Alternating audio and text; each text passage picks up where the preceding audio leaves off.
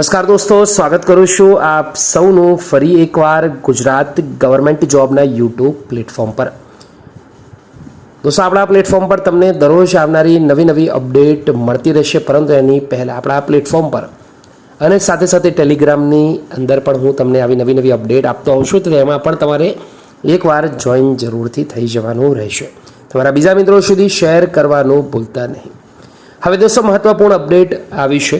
આ ભરતી કોન્સ્ટેબલ અને પીએસઆઈ માટેની છે।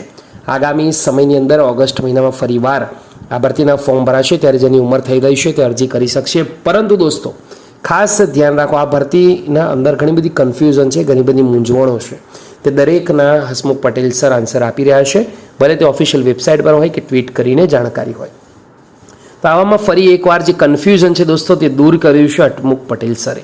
હસમુખ પટેલ સરના કહ્યા પ્રમાણે એક નવી અપડેટ આવી છે। હસમુખ પટેલ સરે ટ્વીટ કરી છે કે ધોરણ 12ની માર્કશીટ અપલોડ થઈ કે કેમ।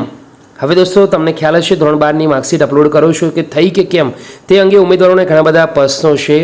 હવે દરેકના જે પ્રશ્નો છે તેને માર્ગદર્શન આપતા હસમુખ પટેલ સર કહે છે, જો ધોરણ 12 અથવા તેની સમકક્ષ માર્કશીટ અપલોડ નહીં કરી હોય તો પ્લીઝ અપલોડ વેલિડ ડોક્યુમેન્ટ ફાઇલનો મેસેજ સ્ક્રીન પર દેખાશે। તો ખાસ ધ્યાન રાખવું છે, 17 એપ્રિલ સવારે 11:30 વાગ્યા આસપાસ આવેલા મહત્વપૂર્ણ અપડેટ છે। માહિતી એકવાર જરૂરથી કરી દેજો। ગમી હોય તો વિડીયોને લાઈક, બીજા મિત્રો સુધી શેર કરવાનું ભૂલતા નહીં। ફરીવાર મળીશું, ત્યાં સુધી ગુડ બાય, ટેક કેર, જય હિન્દ।